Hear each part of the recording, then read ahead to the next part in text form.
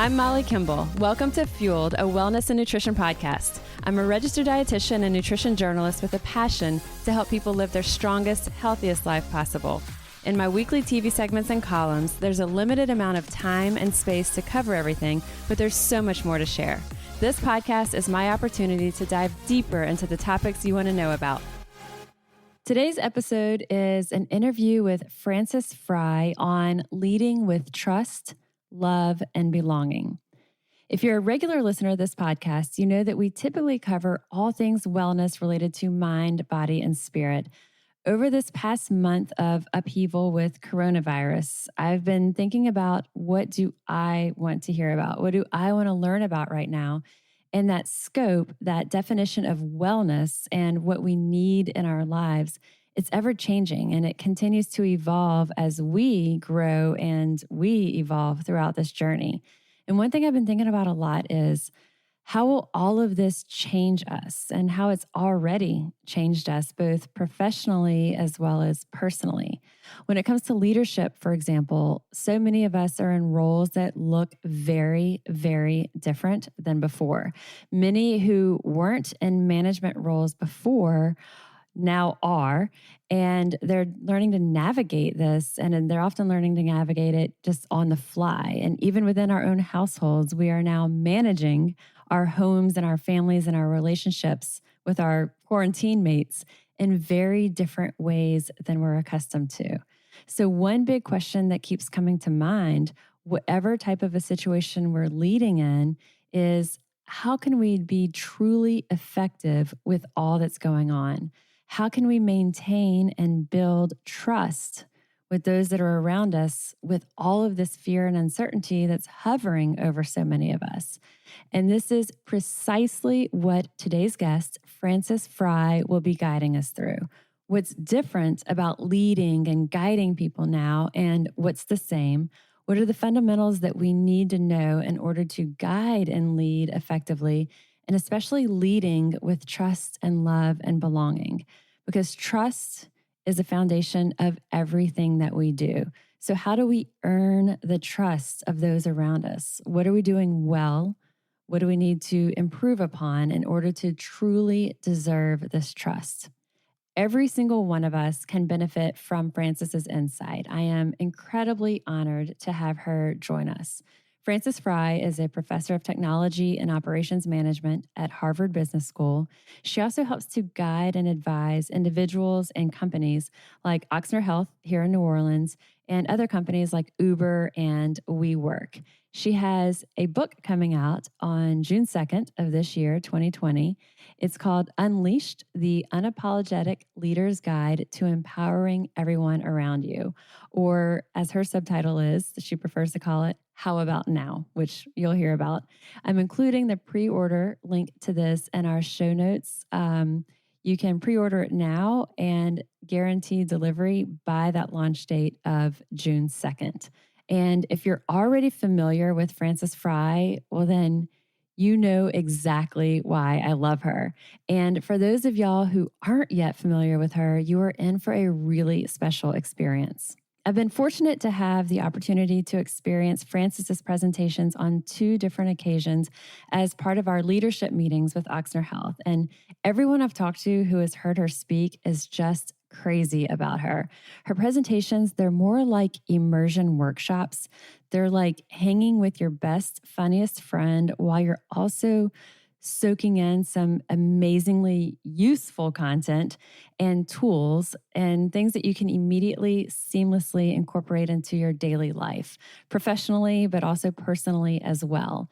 Frances is one of those people that once you experience her, we all feel like, or at least I feel like, she's also someone that you want to be friends with. She has so much that we can learn from, so much that we can use to help develop ourselves emotionally, professionally, and truly become a better version of ourselves. So welcome, Frances. I am so grateful to you for sharing your time with us today. Oh, thrilled to be here. Thanks for the invitation. And I'm really looking forward to getting your take on all of this, including how you anticipate that the coronavirus pandemic will impact our worlds, both our personal worlds, but also our corporate worlds moving forward. And especially as it relates to leaders. And we've got so many new leaders as well as existing leaders, and how this is all going to influence what we do moving forward and what we can learn from it to start incorporating right now. Let's get into it. Right. Before we do, though, I really would like to talk a little bit more about Frances, about your background, your approach, your communication style, because I feel like there's so much that we can learn from you in these areas too, if you're okay with that. I'm okay, but you'll have to ask very specific questions because I don't usually talk about it. Okay. Well, if we're going to divide this podcast into chapters, this chapter is called About Frances. So when I see you, when I watch, you do the work that you do, I admire what I see as a fearlessness about you. You have an ability to speak the truth in a way it's direct and it's impactful and it's memorable, but it's also incredibly kind. And have you always been this way? Is this something that is kind of innate, or is it a skill that's been learned and honed along the way? Yeah, it's a great question. And I think it's important that I don't often have to screw up courage in order to be what appears to be fearless. Like I speak the truth because it doesn't occur to me not to. I am rarely speaking for myself. I'm usually speaking for others. So if I'm in a room and I see a lot of people having what I think is the same thought, I'm likely to speak up for them. I have over time learned how to understand something deeply so that I can describe it simply. I think that's what memorable might be. Mm-hmm. And the kind part, I think I've always been kind. I think I have come across as kinder as my communication style, as I've grown into my communication style, I guess. But I think that when I was younger, people thought that I was brash, and sometimes I would get in the way of getting the benefit of the doubt. And that doesn't happen very much at all anymore. Getting in your own way of getting the benefit of the doubt? Yeah, because I just assume that, let's say that in 5 times out of 5, I didn't get the benefit of the doubt. It must have been something I was doing. And so, I think you hit it. It's the kind I came across in a way that people might have took as threatening as opposed to kind. So if I've learned something, it's not how to be fearless. It's how to come across as kind. I think I've always been kind. It just didn't come across that way. Sometimes I feel like we're so intense about what we're feeling and what we're trying to communicate that it can come across that way. It's almost too intense sometimes. So we have to really make sure we're dialing that back and doing it in a measured way. So do you see yourself as fearless? Yeah, I'm not afraid of much because I think, here's my worldview. The companies that surface problems at the fastest rate will win. Like, even if you're better than me, if I surface problems at a faster rate than you, I'm going to win. So what fearlessness really is that let's surface problems at a fast rate. I've never met a problem that can't be solved. So I'm undaunted by the size of a problem. And so I think that gets thought of as fearless, whereas to me, it's simply an improvement orientation. So a very objective look at it, a very objective perspective of it. You strike this really fantastic balance when you're presenting to huge groups of people, but you strike this really fantastic balance with layering humor into otherwise very serious, very powerful messages. So talk to us about the impact that has, adding humor in here, and if it's something that you think about doing consciously, or does it happen organically as things unfold? Well, I don't plan for the specific laugh lines, but I need humor. Like I need laughter. If I finish a talk and there was no laughter in the room, I'm going to be unsatisfied. And that's because we need cathartic breaks. Like the thing about laughter is that we're all sharing the same breath, and it is a release that kind of lets us go even deeper after it. So I find it very important. I couldn't be a stand-up comedian. I don't know how to write jokes or anything like that, but I do look for how to spark joy. It's almost always done organically. Like I'll riff off of what people have just said or what they're doing in the audience. But when things are going well, people want to laugh as much as I want humor. And so it really takes a pretty small catalyst to make it happen. And you can feel a room change. You can visibly see a room change. I've been in it when you've done it. And it's just what you said. There may be one comment and you take that and it might be a little bit of what people are thinking, but we don't even know that we're thinking it. And then you kind of take it to that extra little thing and then everyone's crying, laughing. And it is a total shift in energy. And it seems like it's very disarming and immediately puts people at ease and ready to hear more of what you have. And I think that's right. And by more, it's exactly the right word, to go deeper. And that's the part to me that is, it lets us put the armor down, and then we go deeper. And when we hit another plateau, we have to do it again. And so in a room with no humor, I just don't think I can cover as much material as a room with humor. I think that's a great lesson for a lot of us, because when we are in those positions where, you might be, you're speaking to a room of 10 or thousands, and we have these very specific things that we hope to get accomplished, we're in a very serious mode. And sometimes we take ourselves so seriously, this topic so seriously. And adding that levity really brings people along that journey with us versus us simply presenting to them. And I think it's got to be obviously super respectful. But I watched one of the Julia Louis-Dreyfus accepted a big comedy award, and she made a case for that there isn't anything that isn't improved with laughter. And I totally agree. I think it was the Mark Twain Prize. And I totally agree. So even with the most serious things, I will look back and I just know if there was laughter in one room and none in the other, I know which room got deeper. It's the one that was able to be disarmed a little bit. And you speak to groups of audiences of thousands, and your TED Talk has been now viewed over 4 million times. And that TED Talk, it was right at 15 minutes. It was 15 really powerful, content-filled minutes. And you make it look like it's absolutely effortless. But talk to me about what goes into it on the back end. How much time did you put in on the back end of preparing that TED Talk? And what does that process look like? Are you kind of carefully crafting each word, or is there some winging it on the fly? Yeah, so that's a great question. So all big things I do with Anne, my wife. So even though I was the only one on stage, we wrote it. We have a book coming out that we wrote. We've written another book together. So everything big, if I'm given a choice, and I am these days, I do it with Anne.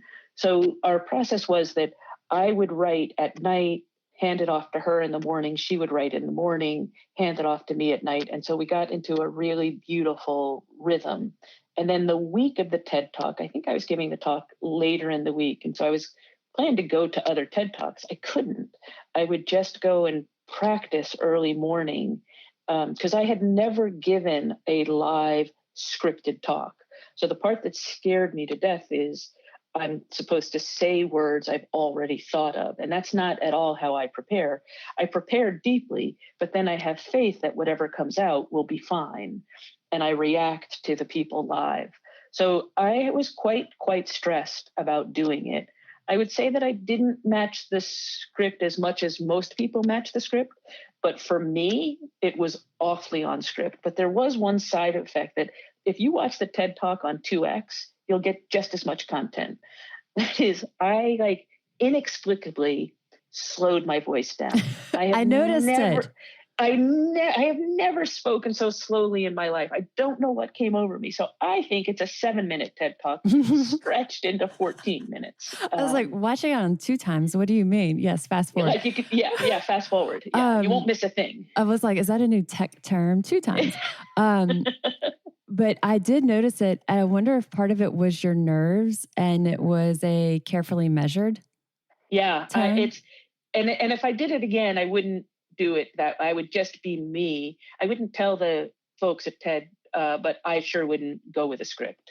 Because normally you have the content of the messaging you want to get across, and however that comes through your lips is how it comes through. Because I do it based on the audience. Now, usually the audience is talking to me, but even when the audience isn't talking to me, I still like who's nodding, who's reacting. That part, that's what fuels me. And it's like really depends on how, for me to be sincere and authentic, I have to feel it in that moment. Fortunately, there are live people there so that you can at least vibe off of them some. And it was when I started vibing off of them and I needed humor. So at one point I said something and people laughed and then it got much better. The hours, and so did you started with kind of a shell, a framework of the outline? Does Anne start with that? How does this even come together? So Anne is a beautiful writer, like just a crazy beautiful writer. So I have ideas and I will go and test the ideas. So the topic I talked about, I had tested in front of many, many audiences. So the combination of I know what works and what I've learned and what I've observed.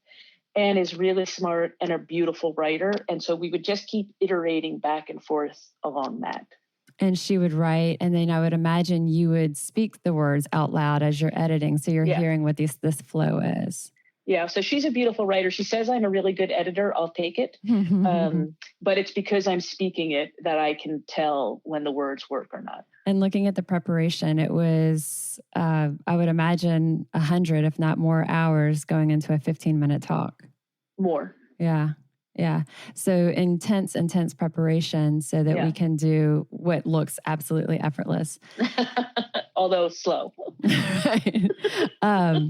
So if you don't mind, can you share a bit of your backstory? Like, how did all of this come to be? You are a professor at Harvard Business School.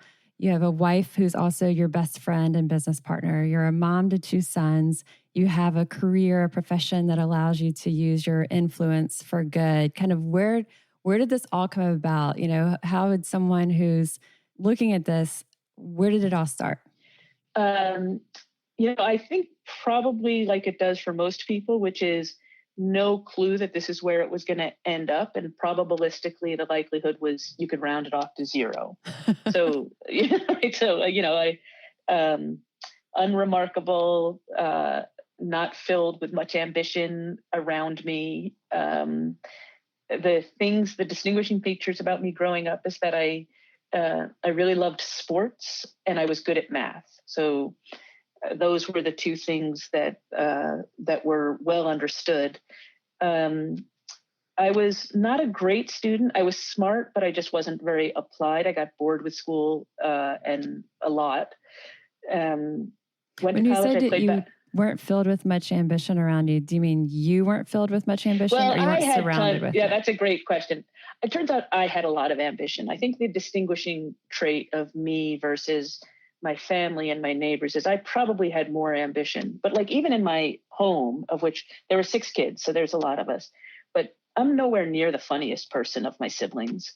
Nor am I the smartest person of my siblings. I'm not the kindest person of my siblings. But I am the most ambitious. So ambition really, you were going to do a controlled experiment for how far can ambition take you? Quite far. And that was just because I just thought there was more I could be doing for more people, and got bit by the bug of it's not about you. And so when I went to college, I played basketball in college. I was more interested in basketball than I was in school, although math was very interesting to me, but then that's when I learned about computers. And so I went into tech stuff for a while, but still meandering. So I would say that I could make a story in retrospect. If I ran for office, I'd tell you, I don't know if it's as made up for everyone else as it would have to be for me. But it just looks like a clear path in retrospect. It certainly wasn't going forward. And you said that Harvard, where you're a professor now, you've said that Harvard turned you down 5 times, which I think they sure did. Tell us about that, because I think that's a great, we get told no and you want to crawl in under a rock. Oh, yeah. I don't respond that way to no. So I applied out of high school. They said no. I applied out of for college. They said no. For graduate school, they said no the first time I applied there for the faculty. I got Clay Christensen, who recently passed away, but he called me after I had been a faculty member for a few years and invited me to try again. And then the first time I came up for tenure, they said no. Like it was, and it's not like those no's didn't hurt. They hurt a lot. But I've always been convinced that there are mortals that are making decisions. Like, it's the people that Harvard's an amazing institution born before the country, but there's just individual decision makers at any point in time. And I'm not going to let my life's trajectory be influenced by an individual decision maker. It doesn't make sense to me. So I was devastated, but it didn't make me think, oh, golly, I shouldn't do it. Just made me think I should work harder at how I frame it, appear to be more prepared, and try again. And whenever I hear no, because we hear no a lot, and the team that I work with, they laugh. They're like, Malia doesn't hear a no. I have 2 ways that I'll say it. Well, it's not a hard no. It's a not right now. Or I'll say now no is exactly, it's the not now. That's what I hear. Yeah, I rarely hear the no. And I'll say, do we think that this is a hard no, or is there any kind of wiggle room in here? And sometimes they're like, no, this is a hard no. Like, we can't push this anymore, or yeah, so it's, I think learning that, we don't always have to take, or we often don't have to take that no. We can kind of reframe it, come back and see what can we learn from this. And maybe it's not exactly that path, but there's still other options for us.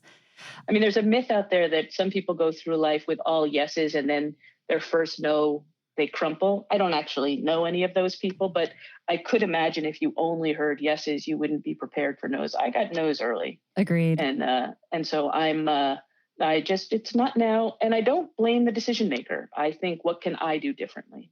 And how can we be maybe a little bit more either creative or scrappy, for lack of a better word, and absolutely pulling it together. Yeah. What types of things cause you to feel stress or worry, or what gives you pause? Well, stress for sure is my family's well-being.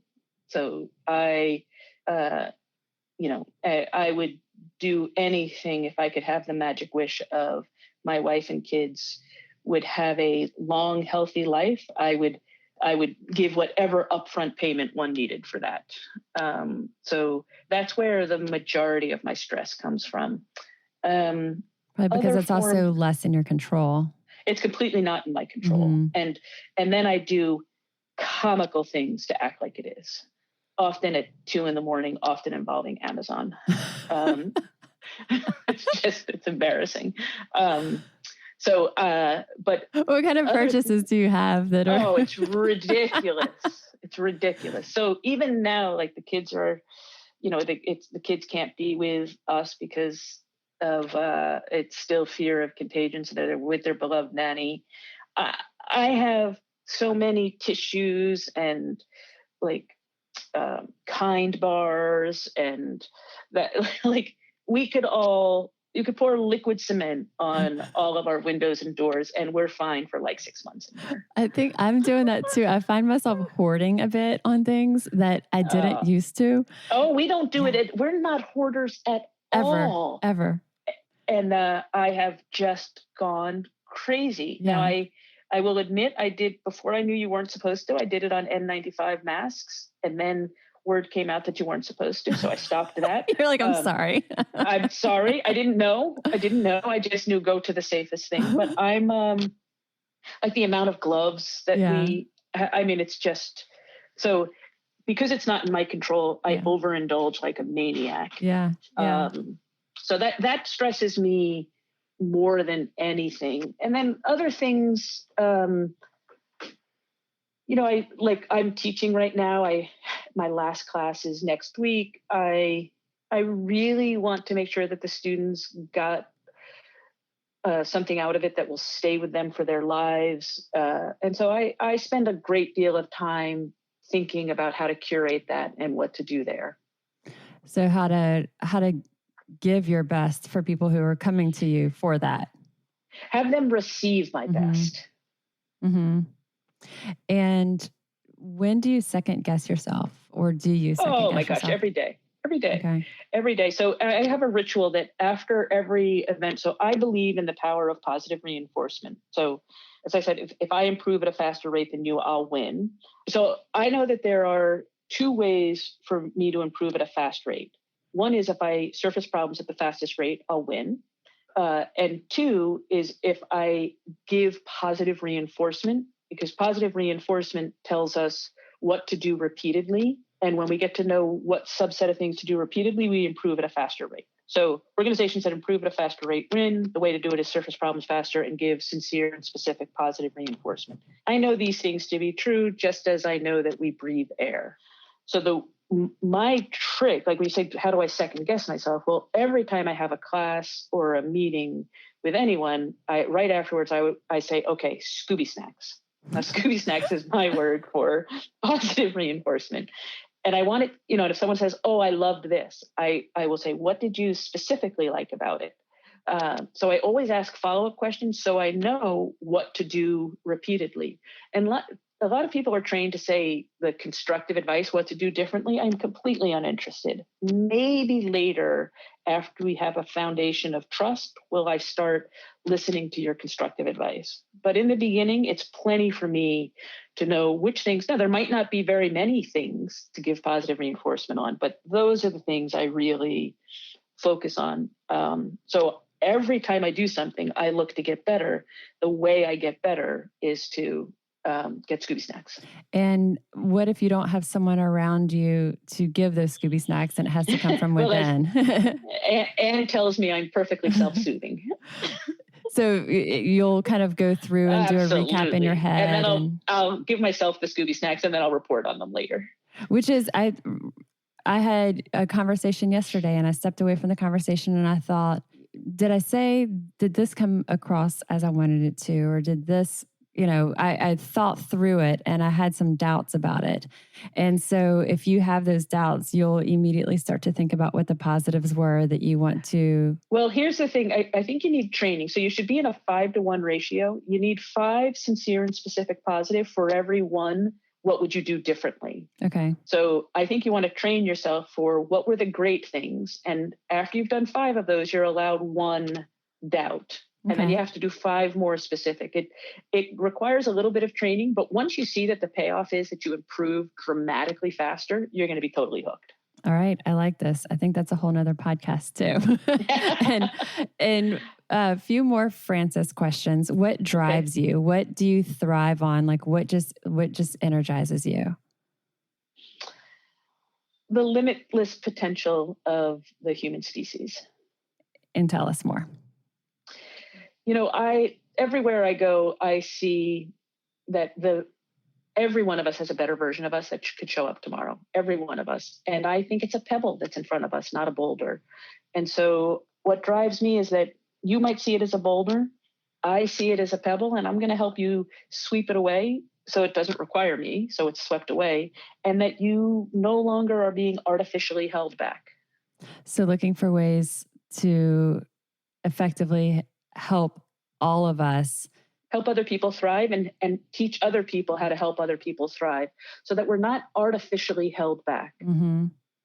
I think that almost all of the things that hold us back are exactly that word. They're artificial. They're created usually by us. Yeah. And they're pebbles. They're not boulders.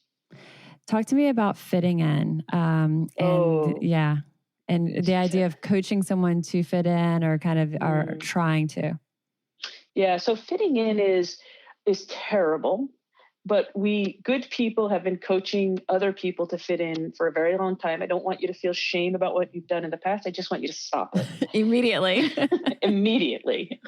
And then even if you're not sure, if you take nothing else from this, don't ever coach someone to fit in again, and don't try to fit in. I'll give more context to it, but that's the total headline. So here's the thing about fitting in. Like, if we're authentic, if we're our real selves, we have the greatest chance of making a contribution. By fitting in, we are necessarily like being less than our real selves so that we can be whatever the fit in self is. And as a human species in 2020, we can tell whether or not you're authentic. I mean, we can watch a TV ad and tell in 5 seconds, like the studies that have been done. So your best chance at success is to be authentic. Well, that's at odds with fitting in. I don't think you're going to be very good if you fit in. And I don't think you're going to go very far if you fit in. And we lose out on the most interesting parts about you, which is the parts that are uncommon, the parts that are unique. So I myself was guilty of coaching people that were different how to fit in. Once I got the right color glasses to see what was going on, I apologized to everyone I had ever done it for, and now I am an ambassador for difference. What were some of the things that you were guiding them to edit about themselves to fit in? Oh, this is what success looks like here. You know, come to the Harvard Business School and you should, snow ski to class uphill both ways. Like, just giving into the legends. Oh, here at, so-and-so company, we do this. No, we don't. Like, you and 5 people who look like you do that, which kind of makes you a little redundant. So that, here's the way to teach at HBS. Here's the way to be a manager. Here's the way. It's like how you would write code, but it's not how you would develop people. Because it's a vastly different picture for every single person coming through. And what I know is that if I get access to magnificent difference, I'm going to thump anyone who only has access to what's in common with a group of people. Yeah, agreed. And so embracing our uniqueness, embracing our quirks, especially and go beyond that, not just embracing ours, but celebrate it in others. I think we'll be okay, but the real flame comes when we can get others to bring their unique self forward and get others to bring their authentic self forward. That's when there's real power. And so that brings us to leadership, our leadership chapter of this podcast. And I love your definition of leadership, that it is about making other people better as a result of our presence and, even more importantly, in our absence, you say. Yes. And the way to think about that is that it's typically done in stages. So I'm a leader and I'm going to make you better. And there's some tools, and I'll tell you what they are in our presence. But when I get really good, you're good even when I'm not present. And you're good like when I went home for the evening, when I went away for the weekend, when I went on vacation, when I've moved on from the job. So great leadership can be seen by the continued upward trajectory of the team, even in our absence. But it starts with our presence.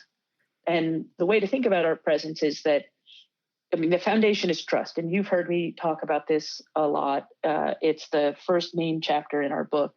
But that if the foundation is trust, like so much is possible on the foundation of trust. And oh my gosh, so little is possible without a foundation of trust. So it is the core ingredient.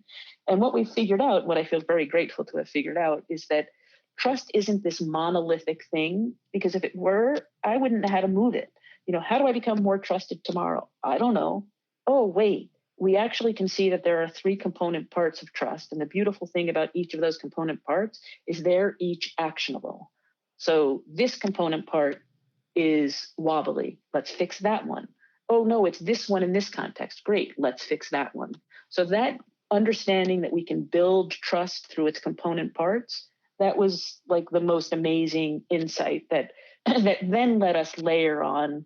Once you have trust, then how do you create the conditions for one other person to thrive? We call that love, because we think it is the greatest form of love. And then how do you create the conditions for more and more varied people to thrive? And you do that through inclusion and belonging. So starting with trust, because that's the foundation of everything, kind of walk us through these three pillars, these three components. Sure. So you're more likely to trust me if you feel that I'm authentic, if that you believe and have enough insight into the rigor of my logic. So you can feel the rigor in my thinking. So it feels like the real me with rigorous thought processes, and I'm in it for you. That's authenticity, logic, and empathy. For those that studied classics, you'll think of Aristotle and logos, pathos, and ethos, and it's absolutely based on that. So the real me with a rigorous plan, unapologetically in it for you. And trust, that's what everybody wants. So that's what and right. Trust just like clings to you. Now, when you don't have trust and you go and like diagnose what specifically went wrong, you're going to find one of those three things got a little shaky. But we know the prescriptions for how to overcome each one of them. So it's not devastating. It's a pebble. And then we have learned how to overcome each pebble. So how do we identify where we're strongest and where we're weaker in these? So the way for weak, I find do weaker first, then stronger is easy. So weaker is come up with a recent real example when you didn't experience as much trust as you wanted. So this one, you really want a live example. So at home, with your team, with your boss, with another department, wherever it was, but like a recent real example when you didn't experience as much trust as you wanted. And would this be if we were like pitching an idea and it got shot down, or if we weren't able to lead our team to do certain project that we were hoping they could? Yep. Could be in a performance review, could be in anything. Those are great examples. And so in that case, when you didn't get, and the way you can think about trust is the benefit of the doubt. You just weren't getting the benefit of the doubt. People were not trusting you. And then here's the test. So if you have a real example, and now you only have three choices for the answer. Did they not trust you? Did your skeptic not trust you because they doubted it was the real you? That's authenticity. Did they doubt the rigor of your plan? That's logic. Did they doubt that you were really in it for them? Did it feel like it was all about you? That's empathy. So a recent example, and you're forced to pick one of those three. That's where I would begin. And then now you know what your trust wobble is.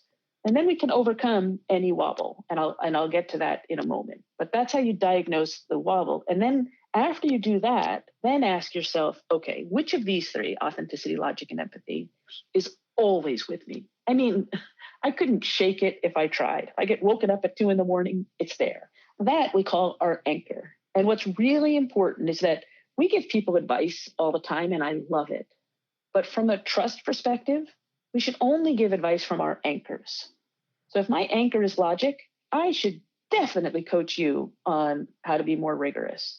But if my wobble is empathy, I should stand down on coaching you. And so when we're thinking of the strength, this is just so making sure I'm hearing this right. And can you walk us through the triangle model that you've done with this, where if we were to visualize, we have a triangle and the words authenticity are on one arm, logic. Yep. So you draw a triangle with the point at the top, and that's authenticity. Bottom left is logic, and right is empathy. And that tells us that trust has three component parts, and we need all three of them. And then with a recent example that you were not trusted, where there is a skeptic, which of these three got wobbly on you? Which of these three did the skeptic doubt? Did they doubt it was the real you speaking? If so, we coach people to put a squiggly underline underneath the word authenticity or the letter A at the top of the triangle. Then we go to the bottom left. Or did the skeptic doubt your logic? If so, put a squiggly underline under the L. Or did they doubt your empathy? Squiggly underline under the E. So we're creating our personal trust diagnostic. It's got 3 words, a triangle, and now 1 squiggly line for the recent example, what got in the way. And then you would complete the exercise by saying, okay, which of these 3 is my anchor? Like, which of these 3 is always with me? Will show up in advanced genetic screening. Like, which of these 3 is of me? And for that one, put 2 asterisks next to it. You now have a personal trust diagnostic that is your best assessment of what gets in the way for you for trust and what's always there for you for trust. Now, in our experience, these personal trust diagnostics are about 80% accurate. By 80%, I mean 8 out of 10 people get the self-diagnostic right, 2 out of 10 people get it wrong. The problem is no individual knows if they're one of the 8 or one of the 2. So what we ask you to do is go show this triangle to someone who loves you and explain it to them. It will take you 3 minutes, and ask them if it resonates. They'll tell you in a heartbeat if you got it right. And if you're wondering, are they right or are you right? They're right. Just clean it right up for you. So then where do we take it? So once we know for our wobbles, then we want to overcome them. And that's where, so I just today had a article come out in HBR that talks about how to overcome wobbles. And that's the chapter 2 of the book. I'm not saying that to be self-promotional. It can take a little bit longer to describe it. And I like to use visuals when I describe it. And if it's okay, we'll include the link to that in the podcast notes. Perfect. So that people can see it. That would be great. Okay. I also, the diagnostic that I just talked about, I made a 2-minute video clip like with animation. So I'll send you that as well. I thought, people are going to love this. And nobody does. But I do. So I'm going to share it with you, and in hopes of maybe there'll be a 3rd or a 4th person. When I had the fortune to, one of the 2 times that I experienced you presenting with our Ochsner leadership group, and you were doing this, I recorded. I couldn't get the video part, but I had the audio. And I came home that night. I had my husband listen to it. I had our entire team listen to it. And so that's why I was like, walk us through the visual, like that triangle and circling it and underlining with the squiggly and help me find my wobble, And so it was very true that I presented it to my husband, what I considered to be my wobble and what I considered to be my strength. And he agreed, so that he confirmed. Yeah. So he was one of the 8. So you'll see this, and I don't know what happens when the recorder goes on. I speak slowly. I don't know why. I don't know what happens. And softly. And I made it myself. I learned the software over a weekend and did it. I have no idea how to amplify sound. So it is what it is. Okay. I believe it will be, I thought it might be the first in a series. I believe it's a one of a kind. Okay. All right. That we'll be ready for it, and everybody can lean in and turn the volume up. Yes. So as we start to address our wobbles, the authenticity, the empathy, and logic, what are the diagnostics here for each? And so I'll give you it at the high level, but we'll go into it in the articles more. But the authenticity part is that we have to understand that the most interesting thing about ourselves is what's not in common with other people. So there's a lot of techniques to do it, but that's the punchline. What I have that's in common with other people is redundant. It's the least interesting thing about me. So conforming actually has me fitting in has me losing the most interesting contribution that I can make. So we want to celebrate difference. We want to cherish difference. And that's, harder for some people than others. I think it's particularly hard if you're a person that is other in any way, if you're underrepresented. We feel the greatest temptation to fit in, and it's totally a shame because that we have the most to offer from having a varied lived experience. So authenticity is giving up the false hope of fitting in and learning how to celebrate and find our difference most interesting, even if we come across a mortal who doesn't find it most interesting. We can't be influenced by mortals along the way. So being comfortable with being our true self and also revealing that true self to our teams, to the people around us. And particularly, I mean, here's what the data is like super clear about. More and varied views create more rigorous decisions. More and varied views have us not have to make avoidable mistakes.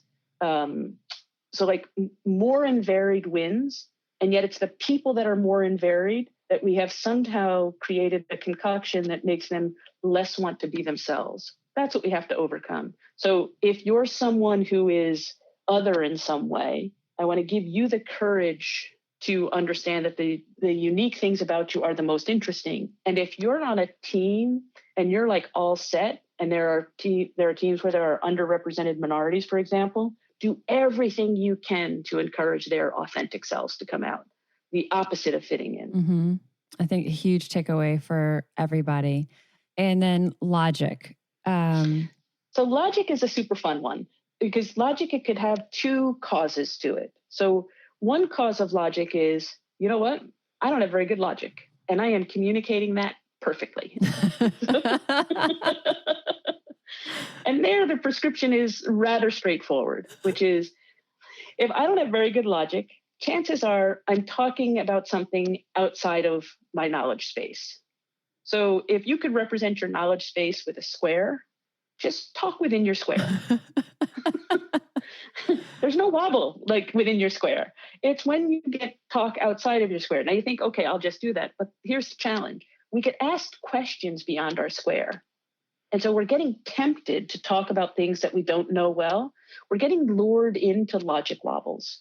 So talk within your square and then build more squares as quickly as possible so that you can talk about more things. So I don't care how small your square is today, but talk within it. Okay. And then build those building bricks, and then you get to talk about more and more and more. So I think that solves that problem. Very specific, right? Yeah, super specific.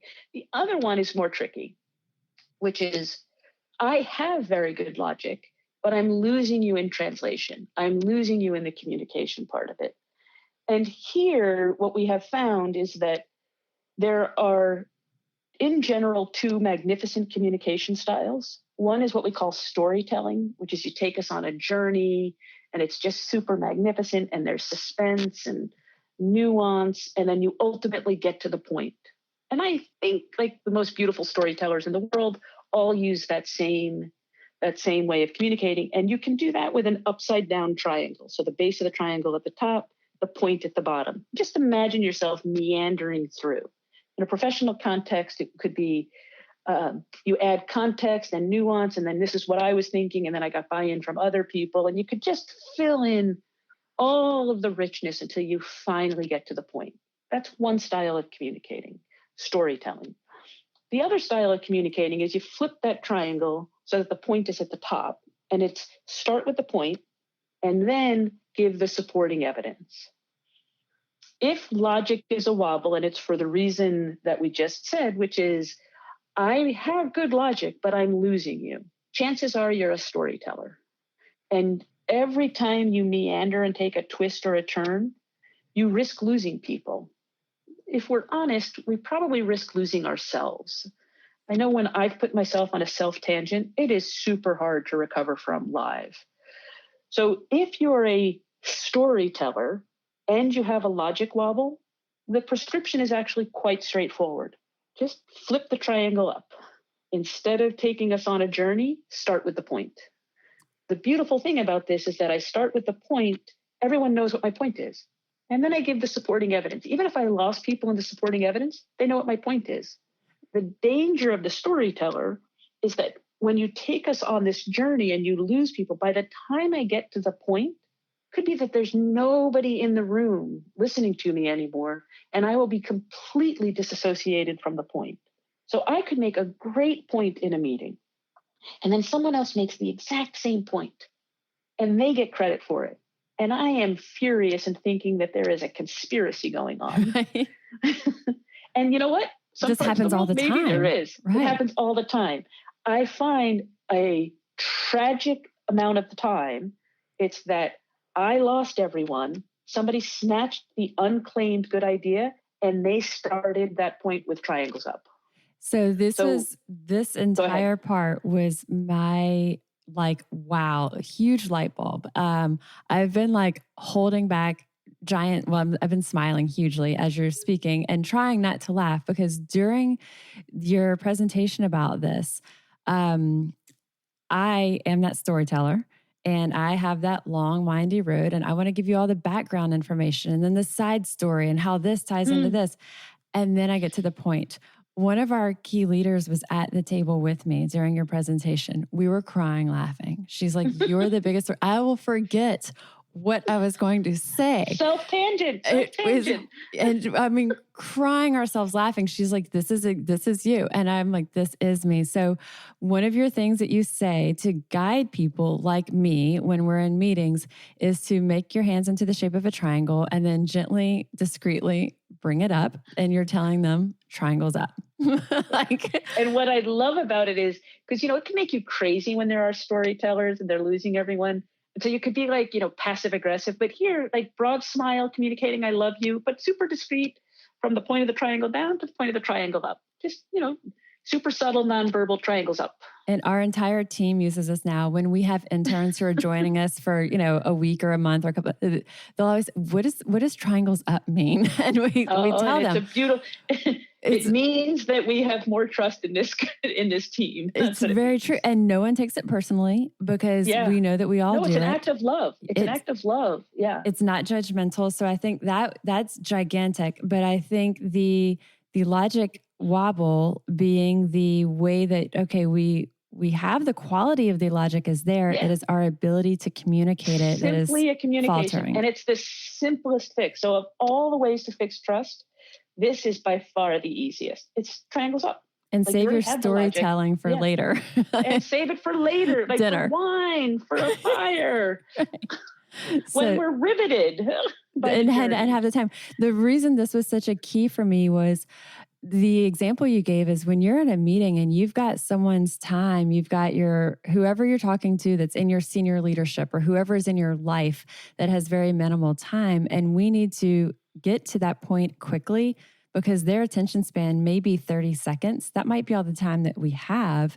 And by the time we do this elaborate storytelling, we give all this background information, it's out, it's done.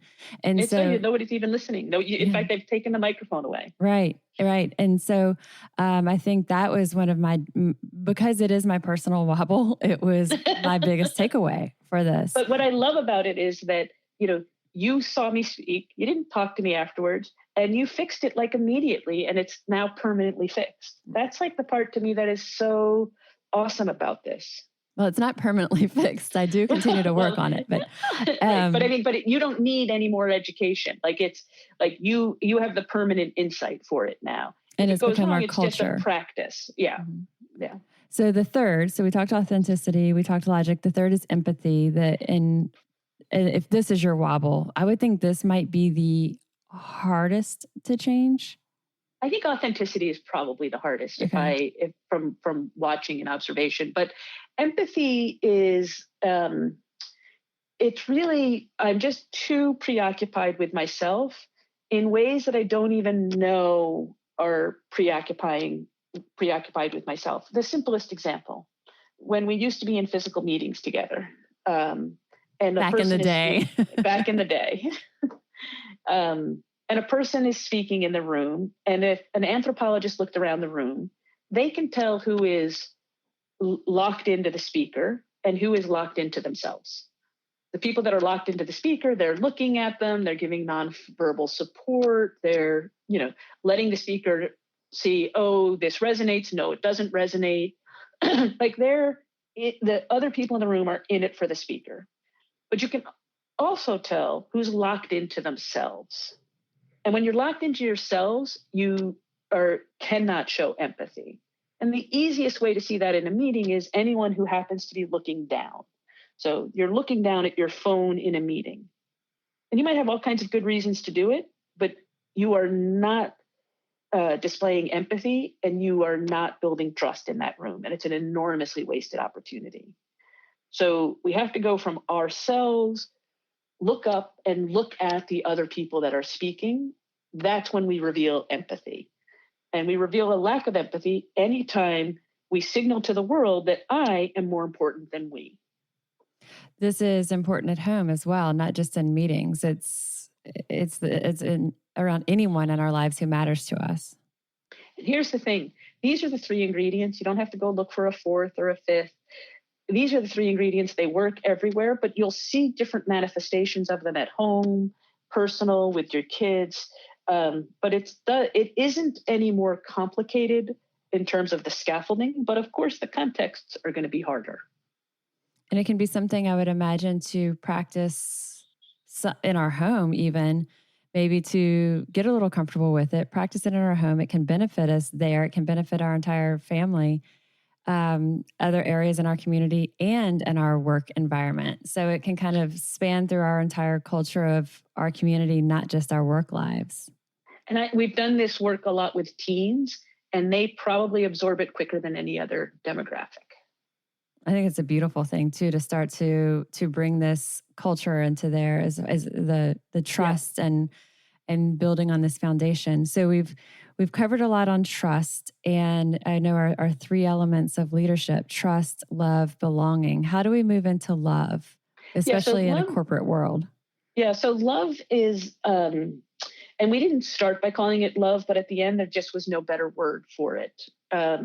But it's, how do I set the conditions for one other person to thrive? So I have a foundation of trust. Now I want to set the conditions for one other person to thrive. And we know how to do that. You have to do two things simultaneously, and it's hard to do these two things simultaneously. So one is, someone else is going to thrive if I am able to set high standards for them.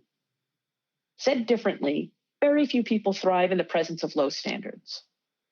So if I want someone to thrive, I have to give them high standards. I have to reveal high standards to them. That's necessary, but not sufficient. The other thing we know about people thriving is that you are far more likely to thrive if you feel that I am deeply devoted to your success.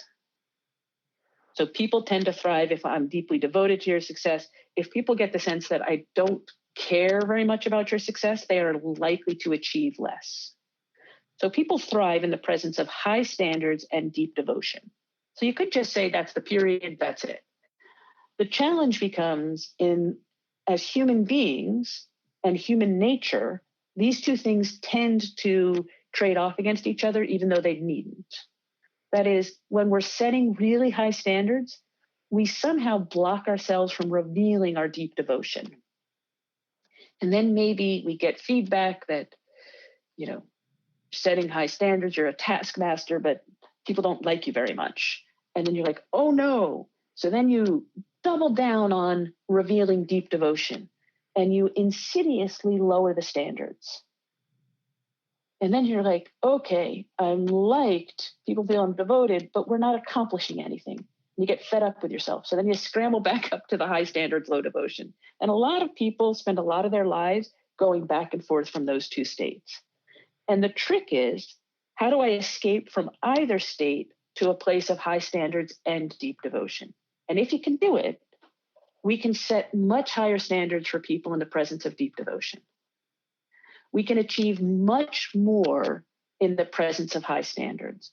So great leaders are able to set the conditions for another person to thrive by simultaneously having high standards and deep devotion. And some people talk about tough love, but it's like tough and love. And it's honestly just true love. And so that's why we called it love.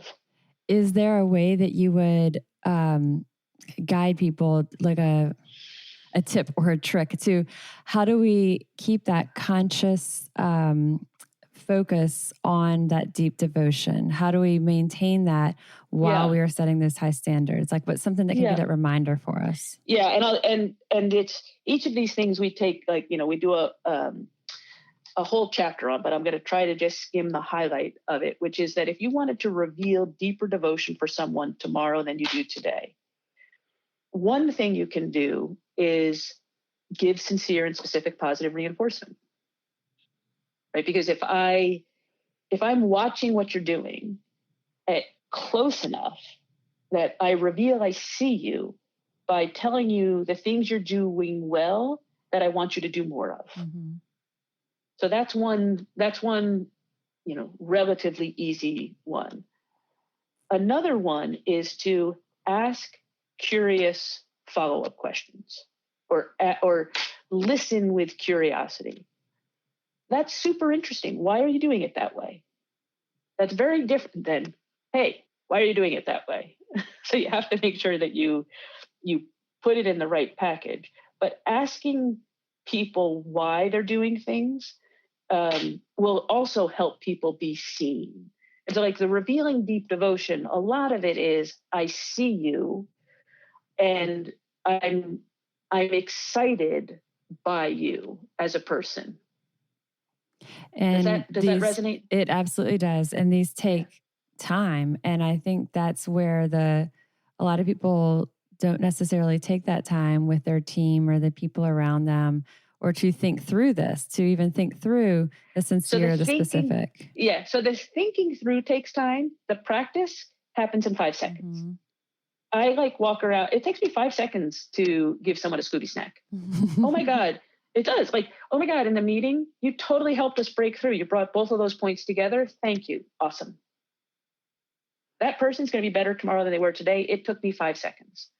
What it does take time on is thinking through it in the beginning, but then you get to amortize it over multiple people and over multiple times. And it becomes part of our normal communication style, our normal relationships with them. And then it sparks joy in the giving and the receiving. And so it all just has a beautiful virtuous cycle. And I would encourage our listeners to start this at home. This isn't everything that Frances is talking about, I feel, are things that are just as powerful inside of our homes as they are in our work lives. Yes. And if you're starting with teenagers, my apologies for not getting to you sooner. And talk to us about belonging. So love is setting the conditions for one other person to thrive, and belonging is setting the conditions for more and more varied people to thrive. And the point of belonging is that, and it again goes back to, if you have a homogenous team and I have a diverse team, I'm going to thump you as long as I am inclusive of the diversity I have. So if I'm diverse, but nobody feels very included, a homogenous team might actually be better. But if I have a diverse team and everyone feels that they have a sense of belonging, I'm going to thump any homogenous team. So here's the way you figure this one out. I did this, at many institutions I've been to, but at HBS, there used to be a time when men and women had different self-reported satisfaction, and they had different grades. Men had higher grades, men had higher self-reported satisfaction. People for decades had all kinds of hypotheses about why this was true. Women are more collaborative, they're not as interested in grades. Everyone has hypotheses for this.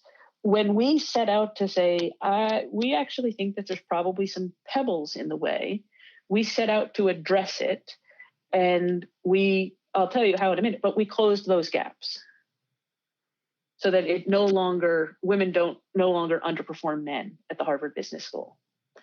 I've been to organizations and they're like, oh my gosh, we just can't find any women. So countless boards of directors are like, we can't find any women. There's none out there. There's none out there. Oh my gosh, where are all the good women? That's who I talk to in the morning. In the afternoon, I talk to all of these rock star women who have never, ever been asked to be on a board. And I'm like, what the heck is going on? Now, one of the things we did is we created a Women on Boards program at HBS for people who have not yet been on a board, to be one small step, but really to be a catalyst in how to do this. So when women aren't thriving as much as men, when Black people aren't thriving as much as white people, when LGBT are not thriving as much as straight, like whatever it is, whenever there is a gap in thriving, and the gap to me is always in achievement and sentiment, I then think that one group doesn't feel like they belong as much as the other. And our job is to close the gaps. And there's like 4 ways you can close a gap. I can't find any. Okay, so we're not hiring the same number. So let's fix the hiring. We've hired the same number, but men are thriving more than women. Okay, it's a development problem. All right, we found women, we've developed them, they're not getting promoted. Okay, it's a promotion problem. We found women, we've developed them, we've promoted them, and then we can't keep them. It's a retention problem. That's it. Belonging has 4 component parts: selection, development, promotion, and retention. And whenever you see a gap in any groups that you care about, go in and find out what's causing the gap. I find every single time that we have solved this, we have closed the gap and increased the overall quality. So there's this myth that, if I close a gap, I'm going to have to lower the standards. Nothing could be further from the truth. What happens is anyone who has only one demographic, they've been fishing in a very narrow set of the pond. And they've gotten the best of that demographic, and they shouldn't change anything as long as they want that demographic. But if you want the best of the rest of the pond too, well, of course you're going to have higher quality than the people that were only fishing in a narrow set. And so that's what we do. And I'm happy to double click on any of those.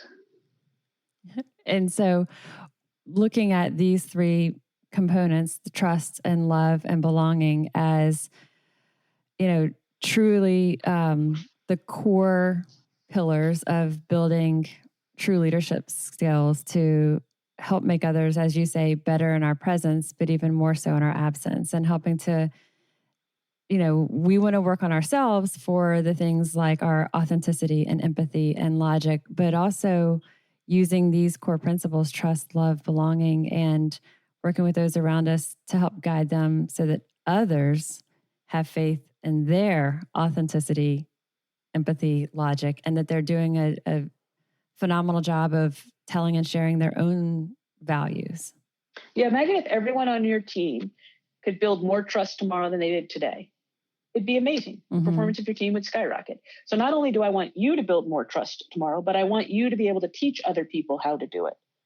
And not only do I want you to be able to set the conditions for one other person to thrive with high standards and deep devotion, but I want them to be able to do it with other people. And then when you can do it with one person, then we want you to be able to do it with more and varied people. And that's where belonging comes in. And using this as kind of our toolkit, as our roadmap to create this culture of inclusion, a culture of growth and positivity. And as I've said earlier too, at work, which is where I think when we think of the word leadership, we think work, but also in our communities and our own homes. 100%. And you say, start now. Oh my gosh. How about now is what we wanted to call the book. The marketing team called it Unleashed, the Unapologetic Leader's Guide to Empowering Everyone Around You. I call it How About Now? And here's why. If something needs to change, particularly something as dramatic as, like, there are certain demographic tendencies that there are certain demographic groups that aren't thriving. Like if there's something wrong on your watch, it's pretty close to immoral to wait to act on it. Why do you think people wait? They're afraid. They don't know the answer. They think there are more important things. How about the paralysis of perfection in this, that people think if I can't do it completely 100%, I should put it off? I'm not sure that's what I see holding people back. Okay. I see the people that are not acting on this thinking that they either don't understand the performance imperative, they haven't internalized the moral imperative, and they just don't think it's important enough.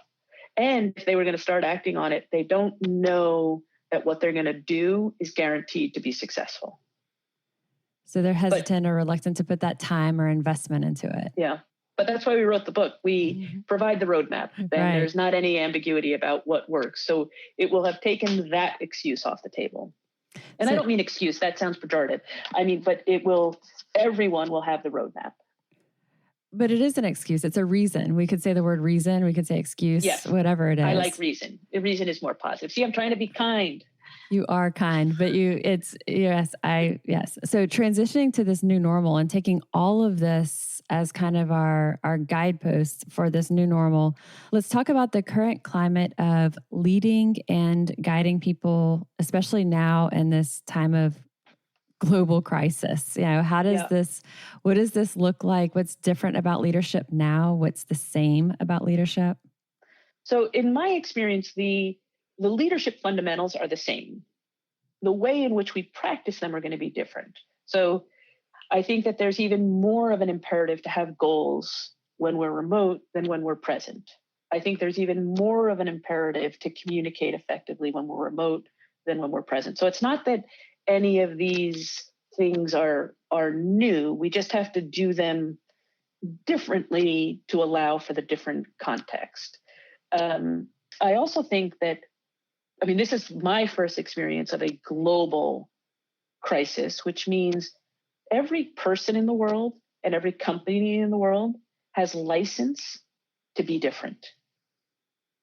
It's like super hard to have a compelling change mandate, like for a person, hi, honey, I'm home and I'm going to be different tomorrow. Like, not always received great. Or like, organization is doing this, we're killing it, and now we're going to do that. Are you sure? Every single person and every single organization has license to be different, in my mind, to become a better version of themselves tomorrow than they are today. So the need for change has been provided for us. I wouldn't wish it on any world, but we have it. So now I think we want to honor the past and then provide a super optimistic way forward. So when you say, it's imperative to have goals and very specific goals, in what different way than before? Well, so I see a lot of companies, particularly tech companies, that because they're moving so fast, they find goals not to be helpful because it just slows them down. By the time you write them, just everybody do everything that's necessary. And then they have management challenges. So we all know that we should have goals, but there's a big difference between good goals and goals for sport. So if I put in place really good goals, my organization will improve faster than your organization that simply puts in place bureaucratically goals. So if you really curate what are good goals, and I'll give you examples. A wonderful example is Microsoft, which has had the greatest turnaround in my lifetime and has done it according to, we didn't cross paths in writing this book. We definitely study them. We didn't influence them, but they have lived so many of the principles in the book. But they have one of their performance metrics is how much did you make other people better? How freaking awesome is that? How do they measure that? We'll get to it. Okay. But how awesome is it? I love it. It's incredible. Yeah, it's incredible, right? So imagine if you could come up with all of the good goals and then you measure them as best you can. But you start with what's the right way to do it? And Kathleen Hogan, who's the head of HR, there's lots of stuff written about her in Business Insider when she goes into the details of how they measure it, some objectively, some subjectively. But it's not that anyone is quibbling about, did you get the measurement right? It's that is a goal, which is absolutely incredible. Absolutely incredible. So that's what I mean. Now, goals always matter, but now curate the ideal set of goals you really, really want. Now, come up with the communication plan that you really thought would be amazing. Like our operational cadence of that, you should meet with people once a week. And we met with everybody once a week. Well, that was probably not a very good idea. No chance everybody has exactly the same operating rhythm needs. Now, what I know is let's figure out, some people might need to meet every day for 5 minutes. Some people might need to meet twice a week. The only thing I can tell you is meet more frequently with people when they're remote than when they're not. But customize it according to the needs. And then when you get back to business as usual, customize it then too. And you've said that when people are remote, you may need to double that cadence. I think it's about double. But that assumes you were doing it at the right cadence. For some people, it might be triple. I know some managers who they have someone that just needs 5 minutes every day. And that is so much better than any 60-minute meeting. So using this as that opportunity to redefine our goals, to find what matters to us as individuals, but also as organizations, and almost have a new template, a new game plan that we can for communication. And how do we do this? What does this look like? Yeah. Just because you had a standing meeting every Tuesday at 9 doesn't mean that's what needs to happen moving forward. Everything can be rewritten. Yeah, but we know, so it's the same set of things, goals, communicate, it's all of that is the same, but now we want to customize it for our current reality. And then you know what? We want to customize it again. And then we're going to learn, holy cow, when a new competitor comes in, we probably want to customize. And when this happens, we probably want to customize so that we're going to pour a little less liquid cement on things than we had before. And you've also said that this communication when we're remote, I think it was really obvious to me when you said it, but I hadn't really thought of it this way, that we don't have the typical walking around the hall, popping our head into someone's office, that informal communication. So we have to be very strategic in making sure that we are meeting those needs of the people on our team or in our lives, because we don't have those little afterthought conversations. Yeah. And so when I think about like what's important now during a crisis, development is so much more important than evaluation. Well, the truth is development should always be more important than evaluation, although companies often get that backwards. But in a crisis, no chance to get that, no time to get it backwards. Informal development occurs when we're around each other with a little bit of unstructured time. So we got to make sure we're around each other with a little bit of unstructured time. Which, when you're not next to each other, you still have to plan for that. You still have to make sure that this happens, and you have to allow for it. Zoom calls or whatever else it might be. With the 15 minutes of let's talk about anything you want. Mm-hmm. We start our meetings with our nutrition team. We have weekly huddle calls. We have beyond that, but officially we have our everyone kind of piles in, and here's what's our focus for this week. We start each week with funny or good. And so everyone shares something that's either funny or good. Sometimes people share things that are horrifying or neither funny nor good, but impactful in some way. But that's been the rule is awesome. The only rule is that it cannot have anything to do with work. So it is a really wonderful way to get people, and throughout the week, you'll think, oh, that's going to be my funny or good for next week, something that happens. So it's really... But that's but you're doing things to bring the humanity forward. So I'll often, if I'm meeting a team for the first time, I'll walk into the meeting and I'll say, it's nice, let's go around the room. I'd like to get to know you. Can you tell me your name, the area you work in, and your go-to karaoke song? And then the next time I'll ask another. So these icebreakers, are really important to let us show our humanity. And they watch the room. The room sits closer to each other. It sparks joy. They reference back to it. It literally bonds us. And I'm sure that's what Funny or Good is doing. Yeah, exactly. Okay, so my final question. You've said before that your favorite trait is redemption. Tell me what you mean by this. Listen, we're all mortal. We all have the capacity to make mistakes. I believe in the Milgram experiments that we can actually set the conditions for bad versions of ourselves to show up.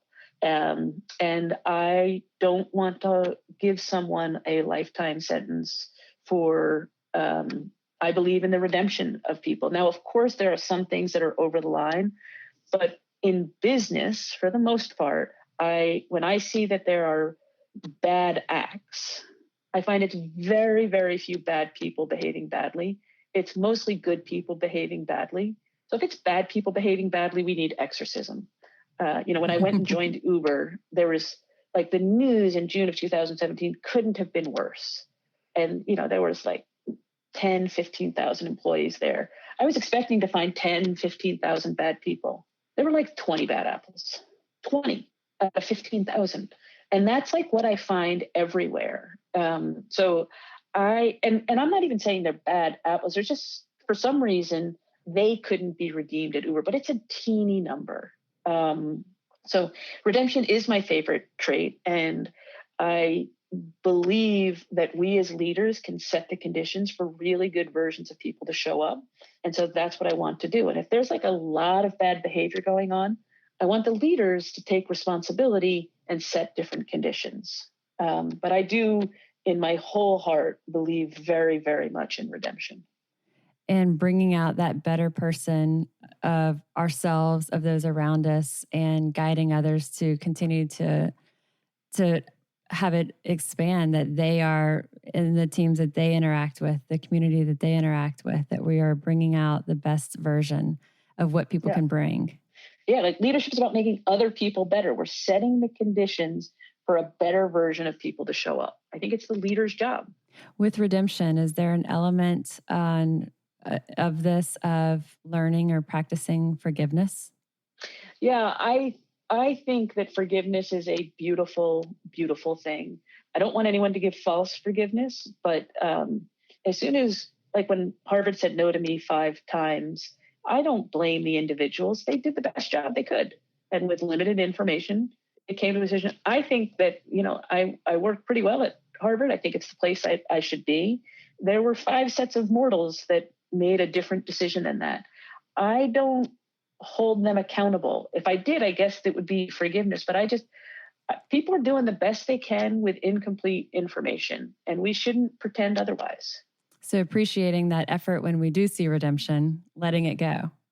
Yeah, and making way for the better version of people. Somehow we are okay with kids evolving, and we're not okay with adults evolving, and I just disagree with it. I completely agree. Is there anything that you would say that we haven't covered today that you want our listeners to be able to take away? Oh gosh, this is so good. I wish I had a short and snappy thing. The only thing I can say, and this will only apply to a subset of the listeners, so I apologize. Marry up. And you have. You feel that you have. I feel that I have. Yeah. So that's my only advice. Surrounding ourselves with the people, whether it's our partner in life or other people who make us that stronger, better version of ourselves. That make us want to be a better version of ourselves tomorrow than we are today. I agree wholeheartedly. And tell us, you've got your book coming out. It is June 2nd, 2020? June 2nd, 2020. I guess the book tours aren't going to happen, but we have, it's the best book we could write. So we didn't run out of time. This is the best book we could write about leadership. We want people to understand our point of view about how to make people better as a result of our presence and how to have it last into our absence. We wrote it, we rewrote it, we rewrote it. And we would love to share the ideas with people. We would love for people to share the ideas with others. And we would like to hear your reactions to it. Scooby Snacks first, naturally. But we would love to engage on it. We're going to have a whole different way of book tours. We're probably going to do interactive webinars and things like that, maybe reading a chapter and talking about it. But we're going to go by any means necessary to spread these ideas because they work. So this is, we've had 10 to 20 years of experience watching this. We want to make sure that no one is missing these secret memos. And that's what the book is. Called Unleashed, the Unapologetic Leader's Guide to Empowering Everyone Around You. Otherwise known as How About Now? How About Now, Francis's subtitle. Awesome. I love this. I can't wait to read it. We will also, as you are doing the webinars and all, I would be excited for us to share it as well, if we can help spread the word on that. And we'll definitely include the link in the episode notes of this podcast too, which is actually a pre-order link so that you can order it in time and it'll be delivered by June 2nd. And I'm really grateful for your inviting me to this. And I know some of these ideas have worked for you, but what I love is that then just makes you want them to work for other people. And that's an awesome thing. Well, thank you. I'm grateful for you joining us today. And I hope to talk with you again soon, Francis.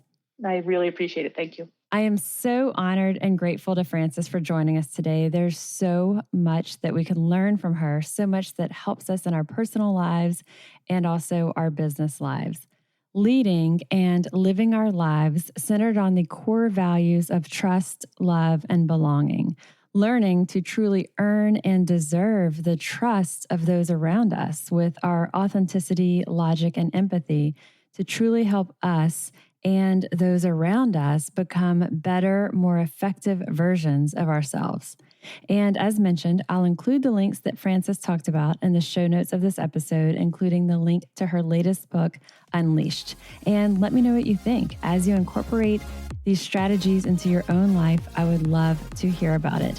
I am registered dietitian Molly Kimball, and you've been listening to Fueled Wellness and Nutrition, the podcast. If you would like more Fueled Wellness and Nutrition, please head over to mollykimball.com and you can follow me, Molly Kimball RD, on Instagram, Facebook, and Twitter.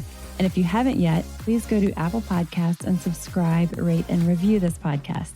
Join us next week for another dose of Fueled Wellness and Nutrition.